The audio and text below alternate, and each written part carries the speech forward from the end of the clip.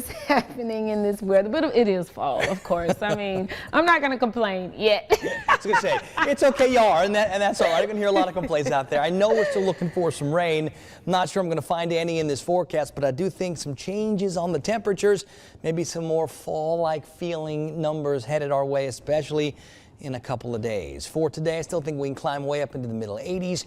I do think even overnight tonight, those numbers stay a little bit elevated compared to where they're going to be. I expect tomorrow morning to see more temperatures a little bit lower than this morning, but that's the first little baby step. That's just getting to the other side of the boundary.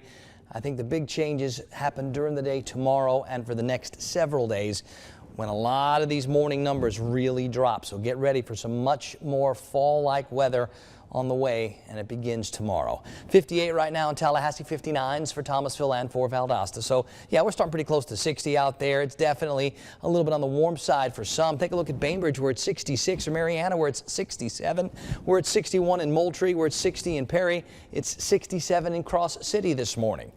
Now, there's not much of a breeze, but there's just enough to stir things up. That breeze will be turning a little bit more towards the west and northwest. Eventually, it'll do a pretty good job of limiting some of this fog, but right now, I see quite a bit of patchy fog to the north and to the west, trying to sink a little bit more towards the south and east. So areas like Bainbridge, like Camilla, like Mariana, down below 1 mile, and we likely will see a little bit more fog form in a few more spots, moving in from north and west to south and east. Now, that's the same direction that this boundary is coming from. There are showers over parts of eastern Texas. There are showers up in the Carolinas.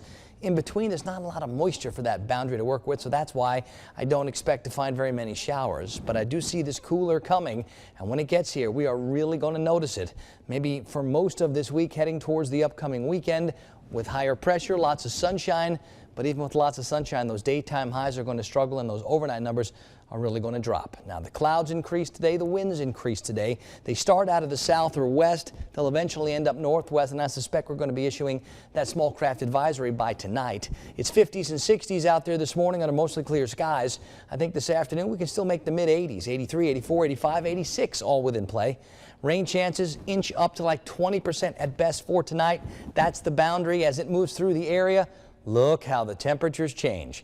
Highs tomorrow, Wednesday, Thursday, may not get back to 70. And yeah, you're seeing right. Those lows will likely fall back into the upper 30s.